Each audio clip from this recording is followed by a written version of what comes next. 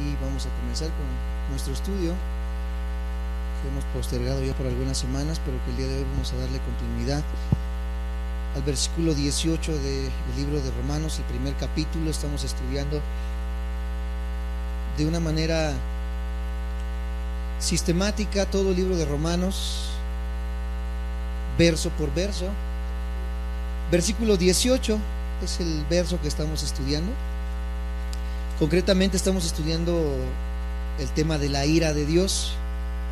Llevamos ya tres o cuatro sesiones acerca de la ira de Dios, y todo encerrado en el versículo 18 del primer capítulo del libro de Romanos, el cual vamos a darle lectura rápidamente para nuevamente recordar nuestro estudio y sentar la base para el estudio del día de hoy. Y dice de esta manera: porque la ira de Dios, di conmigo, porque la ira de Dios, ¿qué pasa? Se revela desde el cielo contra toda impiedad e injusticia de los hombres que detienen con injusticia la verdad. Semanas pasadas, o la semana pasada que tuvimos nuestro estudio, vimos que veríamos 4 o 5 puntos, 6 facetas o 6 puntos que hablan acerca de la ira de Dios y que podemos ver en este simple pasaje. Les decía que íbamos a ver su carácter, su tiempo, su fuente, su alcance y naturaleza y su causa. Eso es lo que vimos la última semana, lo que analizamos la última semana.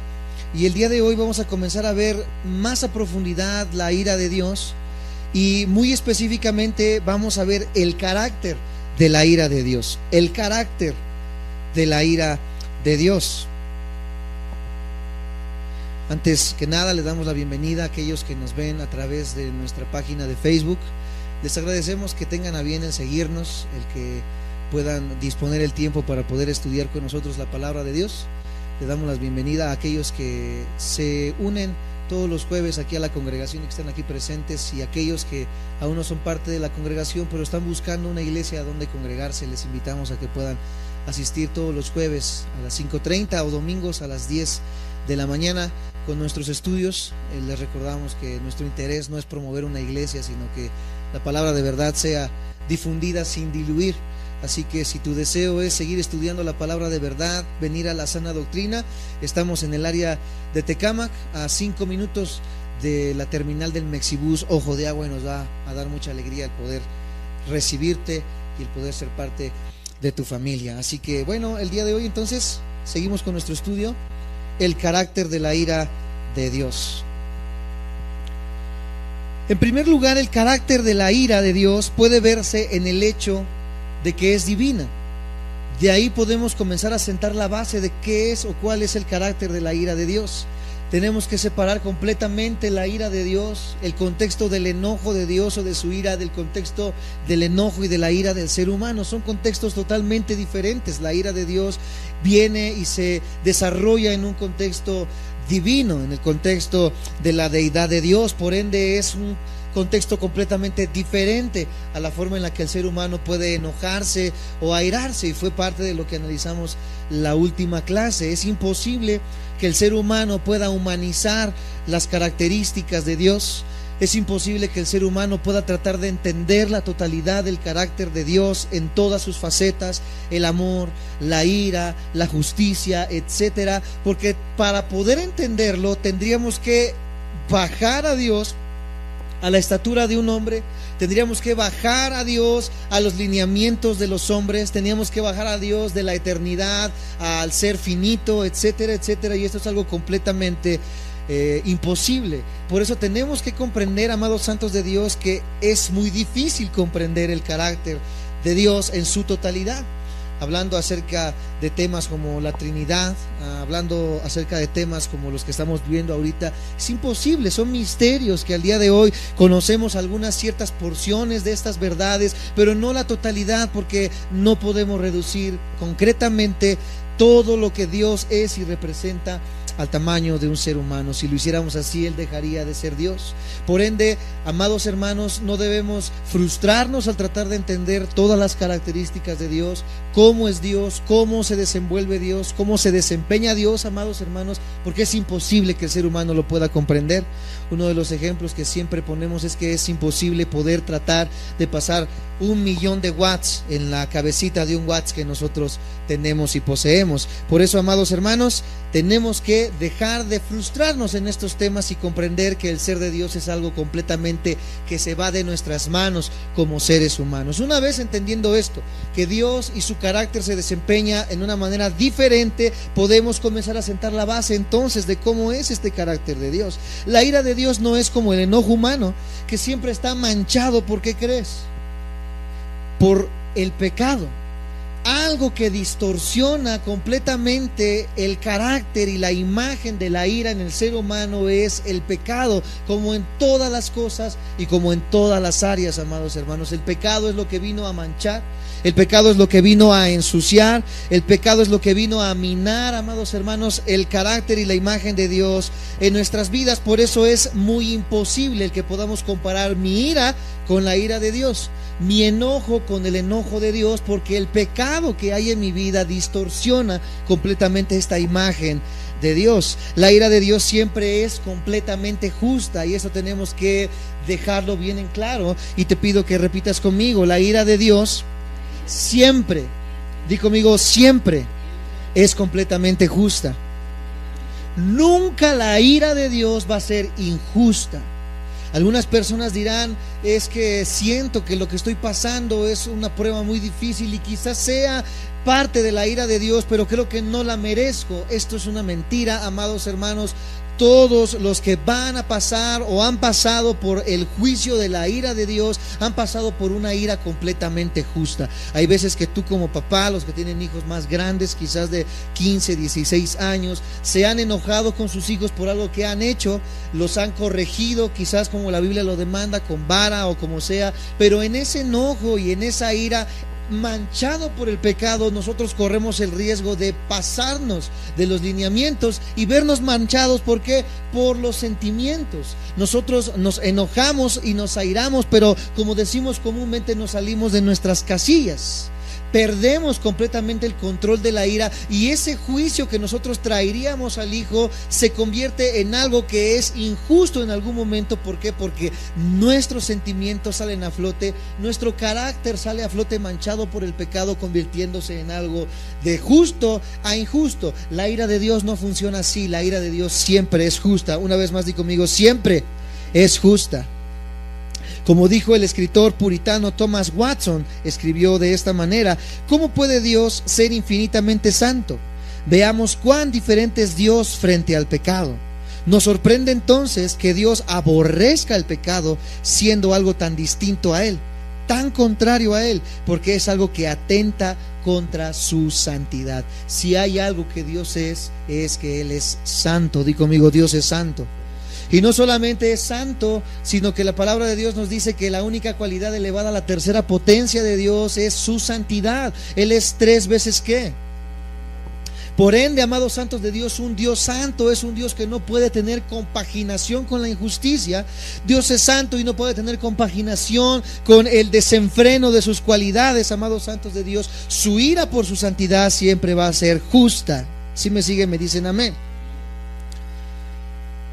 Es, amados santos de Dios, necio y además no bíblico tratar de medir a Dios con estándares humanos. La Biblia no nos da tiempo, no nos da espacio, no nos deja ninguna cabida a que nosotros tratemos de medir a Dios con estándares humanos, y es lo que el ateísmo ha tratado de hacer. Siempre dicen los ateos: es que si yo fuera Dios, no existiría el mal. Si yo fuera Dios, no existiría el sufrimiento. Si yo fuera Dios, nadie moriría, nadie se enfermaría. Si yo fuera Dios, haría las cosas mejor. Es imposible, es antibíblico, es herético el tratar de decir y resumir a Dios con estándares humanos. El yo haría las cosas mejor, esto es algo completamente imposible, porque Dios no se mueve en los mismos estándares humanos en los que nosotros nos movemos y nos desempeñamos. ¿Me siguen ahí? Me dicen amén. Entonces sería antibíblico poder decir que Dios se reduce a estándares humanos y tratar yo de asemejar el carácter de Dios y su ira con métodos o medidas humanas. El enojo de Dios no es como una rabia caprichosa.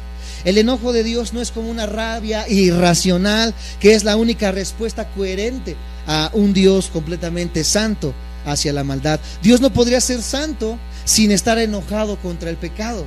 Dios no podría ser santo sin estar airado en contra del mal, amados santos de Dios. Si Dios estuviera compaginado con el mal, si Dios perdonara de una manera deliberada, por así decirlo, si Dios fuera lisonjero, esta es la palabra, con el pecado, amados hermanos, sería un Dios amoral. Mucho más, sería un Dios monstruoso si Dios fuera un Dios que no castigara el pecado, siendo un Dios 3 veces santo. La santidad perfecta no puede tolerar la falta de santidad. Una vez más lo vuelvo a repetir, la santidad perfecta no puede tolerar la falta de santidad en el ser humano, en aquel que se ha dicho nacido de nuevo. Una persona que ha dicho que ha nacido de nuevo pero no está buscando cada día ser más santo, es una persona que no ha entendido el carácter de la justicia de Dios y por ende es propicio a esta ira de parte de Dios, porque un Dios santo no puede ver el pecado delante de él. Un Dios santo es un Dios que está airado en contra del pecado y que castiga y que hace juicio en contra del pecado. Algo triste que al día de hoy hemos visto, amados santos de Dios, es que la gente hoy en día predica un evangelio solamente de amor, solamente de paz, un evangelio en el cual dice todo se vale en la iglesia, un evangelio en el cual dice todo se vale entre las personas, no importa lo que hayas hecho, no importa lo que haya pasado. Dios es un Dios de amor que puede perdonarte las veces que tú caigas, y parece ser que es 100% bíblico, pero cuando lo divorciamos de la ira y del juicio de Dios, esto se convierte en una herejía, porque una herejía es una verdad inflada. Y cuando yo solamente inflo el amor de Dios, pero no lo compagino de una manera analógica también con la ira de Dios y con el juicio de Dios en contra del pecado, he desvirtuado el carácter de Dios. Dios es un Dios completamente amor, pero también es un Dios que se ira en contra del pecado. ¿Me siguen? Me dicen amén. Entonces, como cristianos debemos entender que en nuestro estudio debemos de hacer un balance en todas las cualidades de Dios, porque Dios es, amados santos de Dios, completamente perfecto en todas sus cualidades. Nuevamente, Él está enojado en contra del pecado porque es un Dios santo. Di conmigo, Dios es un Dios santo y no tolera el pecado. Ciertamente ese es el ABC del cristianismo. El cristiano que ha venido a los pies de Cristo, valga la redundancia, tiene que entender esta verdad. Dios es un Dios que vive airado en contra del pecado. Cuando el cristiano entiende que Dios es un Dios que vive airado en contra del pecado, va a comprender el precio tan grande que se pagó en la cruz del Calvario por mis pecados.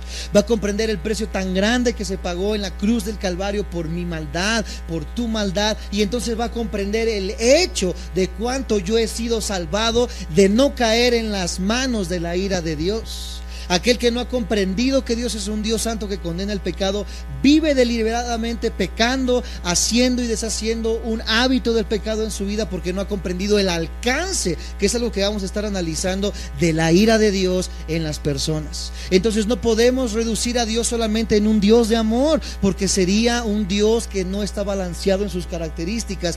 Dios es un Dios de amor, pero la palabra dice que también es un Dios de fuego consumidor. Dios, como vimos las clases pasadas, es un Dios que destruyó toda una generación de seres humanos a través de un diluvio, que no tuvo misericordia de ellos, sino que acabó con toda la raza humana en este diluvio, en el más grande genocidio que se ha visto en la humanidad. Dios es un Dios que amó también, pero es un Dios que también destruyó a Sodoma y Gomorra con lluvia de fuego. Y así me podría ir con muchos ejemplos del Antiguo Testamento, como Dios, Jehová, mandó a matar a todos los cananitas, amados santos de Dios. Y pueden decir algunos, pero oye, ese Dios es un Dios monstruoso y sanguinario. Esto sucede cuando no hemos comprendido el alcance y el carácter de la ira de Dios, y cuando nosotros no entendemos esto, vamos a ridiculizar a Dios tratando de resumirlo todo solamente en un amor amoral, amados santos de Dios, amados hermanos que nos ven también por las redes sociales.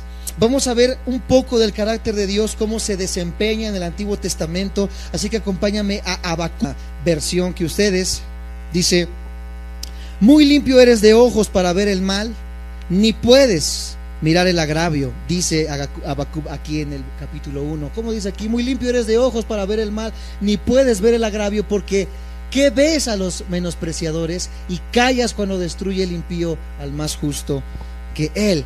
Él es limpio de ojos. En él no puede haber cabida en mirar el mal como nosotros lo vemos de una manera atrayente, amados santos de Dios. Él no puede ser atraído por el pecado, sino por el contrario, él repudia el pecado. ¿Me siguen? Me dicen amén. Él no puede ver el mal, dice, y ni siquiera puede. Ahí lo está afirmando. Primera de Corintios, ahora en el Nuevo Testamento, nos habla un poco también acerca de este carácter de Dios en cuanto a su ira en contra del pecado. Primera de Corintios 13, versículo 6. Si lo tienen, me dicen amén. Primera de Corintios 13, 6 dice: no se goza de qué, de la injusticia, mas se goza de la verdad. El amor no puede tolerar lo que no sea santo. El amor no se goza de la injusticia. ¿Cuántos lo saben? El amor de Dios es un amor justo, es un amor santo, por ende no se puede gozar de la injusticia. ¿Cuántos de ustedes, yo me incluyo en algún momento, cuando vemos sufrir a alguien que nos hizo daño, decimos: ah, mira, se lo merecía?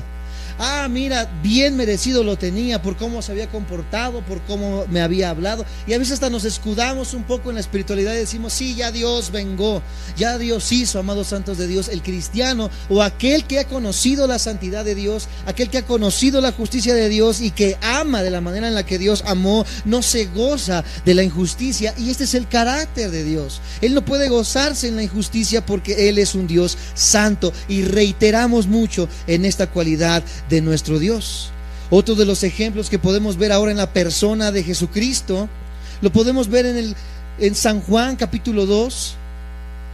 San Juan capítulo 2, versículo 14 al 16, en una escena muy conocida por muchos. San Juan capítulo 2, versículo 14 al 16. Lo tienen, me dicen amén.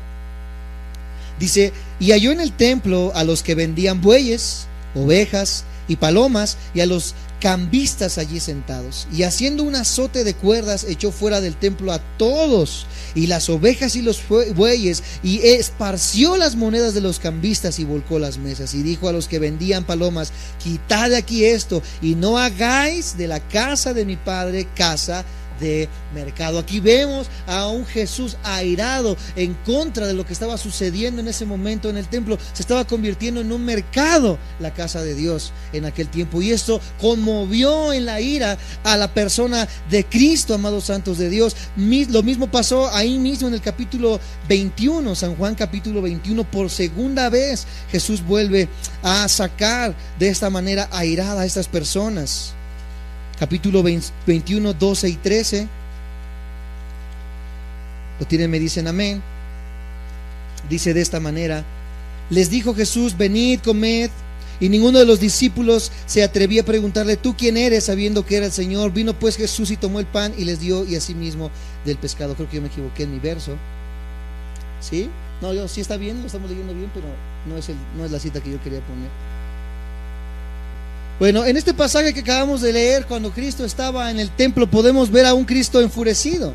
Podemos ver a un Cristo que estaba viendo cómo estaba siendo deshonrada de una manera tan flagrante, amados santos de Dios, la casa del Padre. Al hablar en representación de los pecadores que habitaban en Jerusalén, Jeremías también reconoció lo justo del castigo de Dios. Lamentaciones 1:18, espero ahora sí haberlo escrito bien.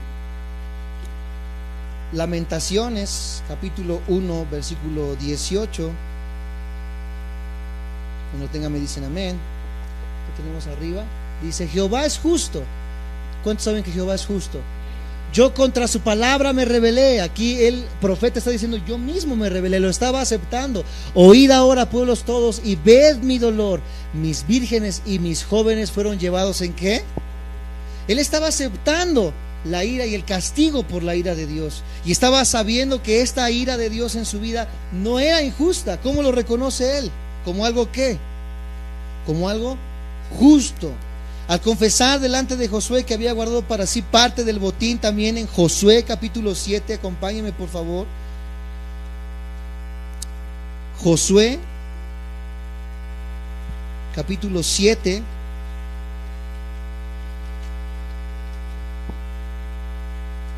versículo 20 al 25.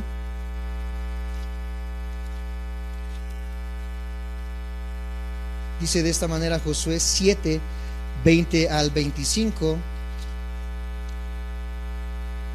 Y Acán respondió a Josué diciendo: verdaderamente yo he pecado contra Jehová, el Dios de Israel, y así he hecho.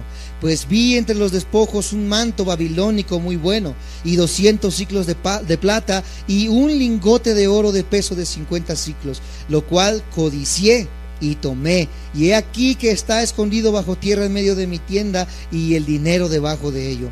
Josué entonces envió mensajeros, los cuales fueron corriendo a la tienda, y aquí estaba escondido en su tienda, y el dinero debajo de ello. Y tomándolo de en medio de la tienda, lo trajeron a Josué y a todos los hijos de Israel, y lo pusieron delante de Jehová. Entonces Josué y todo Israel con él tomaron a Acán, hijo de Zerá, el dinero, el manto, el lingote de oro, sus hijos, sus hijas, sus bueyes, sus asnos, sus ovejas, su tienda y todo cuanto tenía, y lo llevaron todo al valle de Acor. Y le dijo Josué: ¿por qué nos has turbado?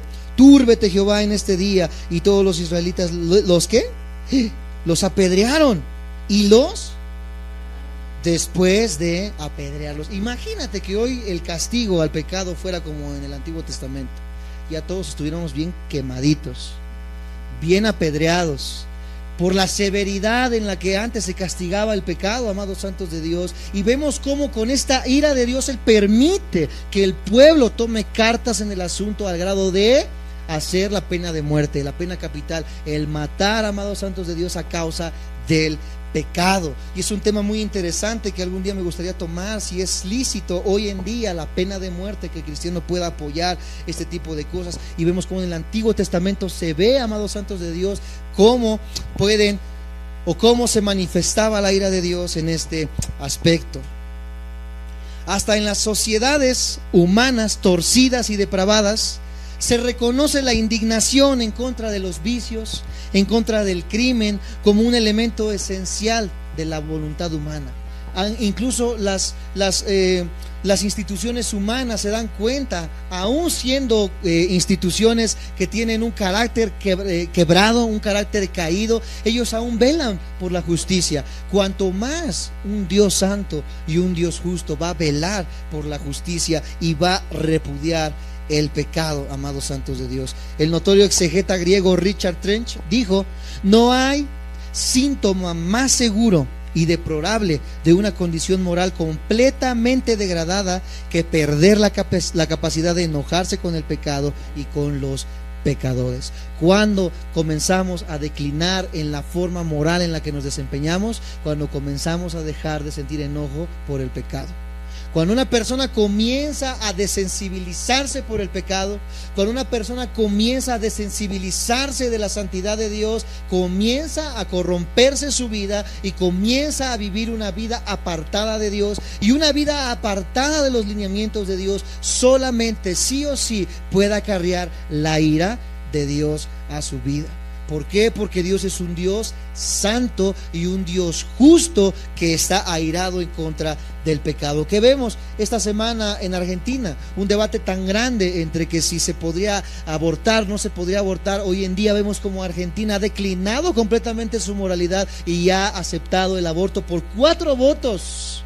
Solamente 4 votos aceptaron que el aborto es legal y que un feto no es un bebé ni es una vida, amados santos de Dios, cuando la Biblia desde el comienzo nos dice que ya es una vida el hecho de que el embrión esté ya formado en el organismo. ¿Cuándo pasa esto? Cuando las vidas comienzan a quitar la moral de su vida. Por eso, como cristianos, reiterando y hablando un poco acerca de la política, viendo un poco acerca de la justicia de Dios, el cristiano debe de ver los intereses justos y morales de la palabra de Dios antes de emitir un voto.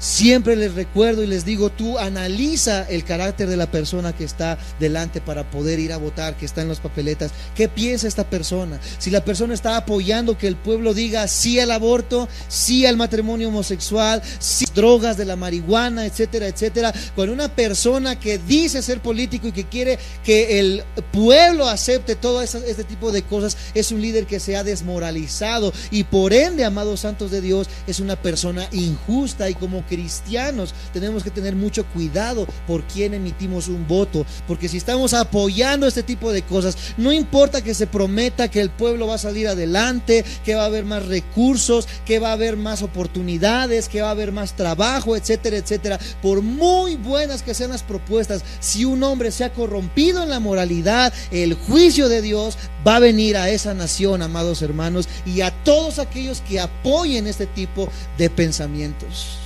Algunos me dicen, tú entonces ¿por quién me dices por quién votar? Yo no puedo decirte por quién votar. Tú analiza en tu mente, analiza en tu corazón, a la luz de la palabra de Dios, quién es la persona que, aunque no cristiana, defiende los valores morales y bíblicos, amados santos de Dios. Me siguen, me dicen amén. Nuevamente voy a decir lo que dice Richard Trench: no hay síntoma más seguro y deplorable de una condición moral completamente degradada que perder la capacidad de enojarse con el pecado y con los pecadores. Este es el carácter de la ira de Dios. Ahora, amados santos de Dios, el tiempo de la ira de Dios. Acompáñame a estudiar ahora el tiempo de la ira de Dios. ¿Cómo que el tiempo, Isaí? Volvamos a Romanos. Qué precioso estudio estamos tomando acerca de Romanos, ¿eh? Nos estamos echando un corte miñón ahorita. Romanos 1, versículo 18 nuevamente dice: porque la ira de Dios se revela. Subráyalo ahí en tu libreta. Ahí está hablando de un tiempo. Se revela. La pregunta es ¿cuándo? Se revela. ¿Cómo? Se revela. ¿De qué forma? Estamos desmenuzando con lupa este pasaje 18. Llevamos más de 4 sesiones con la ira de Dios en un solo versículo. Se revela. Estamos hablando del tiempo de la ira de Dios. El tiempo oportuno de la ira de Dios puede verse en el hecho de que se revela. O con una traducción más precisa, si nos vamos al original griego, dice: es constantemente revelada. Di conmigo: es constantemente revelada. ¿Qué es algo que es constante? Que es todo el tiempo. Y si es todo el tiempo, podemos ver revelado en el tiempo del Antiguo Testamento, lo podemos ver revelado en el Nuevo Testamento, lo podemos ver revelado en nuestro presente y lo podemos ver revelado en el futuro. La ira de Dios se revela constantemente en todos los tiempos. ¿Cuál es el tiempo de la ira de Dios? Todo el tiempo se revela la ira de Dios. La palabra para revelar es la palabra apocalupt, de la palabra donde viene apocalipsis. Y apocalupt significa revelar, y tiene un significado básico de descubrir, sacar a la luz o dar a conocer. Eso significa apocalupt. La ira de Dios siempre le ha sido revelada a la humanidad caída y está ilustrada en repetidas ocasiones a lo largo de las Escrituras. Cuando vemos la ira de Dios manifestada, por ejemplo, cuando Adán y Eva pecan y se esconden, amados santos de Dios, para encubrir su pecado, y viene, si los encuentra por ahí, les dice, ¿verdad? ¿Por qué se han vestido ustedes con hierbas? Yo soy el que proveo el cubrirse, y Él les provee de pieles de animales. Algunos dicen: oye, Adán y Eva fue salvo. Realmente alcanzaron el perdón, porque no vemos nada ahí en la Biblia acerca de que si fueron salvos o no fueron salvos. Cuando nosotros vemos que Jehová les dice: no es con plantas, o sea, hablando de la religión, no es lo que tú quieres, no es lo que tú piensas, no es de la manera en la que tú crees que vas a ser salvo, es como yo digo, dice Jehová. ¿Y cómo lo sabemos? Porque Él provee el primer sacrificio en toda la historia. Porque ¿qué cosa les da para cubrirse? Pieles. Para poder tener la piel, ¿qué tuvo que hacer? Y fue el primer derramamiento de sangre que vemos desde el Génesis, porque sin derramamiento de sangre no hay remisión de pecados. Ahí podemos ver la remisión de pecados de Adán y Eva cuando Jehová los cubre con las pieles. Es Jehová el que provee y nunca el ser humano para su salvación. Me siguen, me dicen amén. Vemos ahí que Jehová se enoja con Adán y Eva y comienza a decir que saldrían cardos de las plantas, habría veneno en los animales, aquellos animales que eran dóciles se volvieron feroces, la mujer daría a luz con dolor, etcétera, etcétera. Y vemos la maldición de parte de Dios a causa de ¿qué? Del pecado. ¿Qué acarrea el pecado a la vida de una persona? Solamente maldición, muerte. Y aquí vemos la ira de Dios manifestado en el tiempo desde el Génesis, desde el Antiguo Testamento para con el primer matrimonio. Hasta la tierra misma fue maldecida como consecuencia de ello. Ya se mencionó también la ira de Dios con el diluvio. Ya se mencionó Sodoma y Gomorra, ya se mencionó el hundimiento del ejército del faraón. Fue revelada también en la maldición de la ley, sobre todo la transgresión, y en la institución del sistema de sacrificios, amados santos de Dios. Pero vemos cómo todo el Antiguo Testamento está tapizado ¿de qué? De la ira manifestada de Dios en contra de un pueblo rebelde, en contra de un pueblo apóstata, en contra de un pueblo idólatra, en contra de un pueblo de pecado, amados hermanos. ¿Cómo está tu vida el día de hoy? Ya yo creo que tu mente está empezando a patinar en que cómo está nuestra vida, en que nos habían enseñado que Dios era peace and love, pero ciertamente Dios es un Dios que vive airado en contra del pecado. A un nivel completamente superior, la revelación suprema de la ira de Dios podemos verla ¿en dónde? Por sobre todas las cosas, sobre cualquier cosa que haya pasado en toda la historia, donde vemos la ira de Dios en su máxima culminación, en la cruz del Calvario. Ahí vemos cómo la ira de Dios reposó sobre la persona de Cristo Jesús por tus pecados y por mis pecados.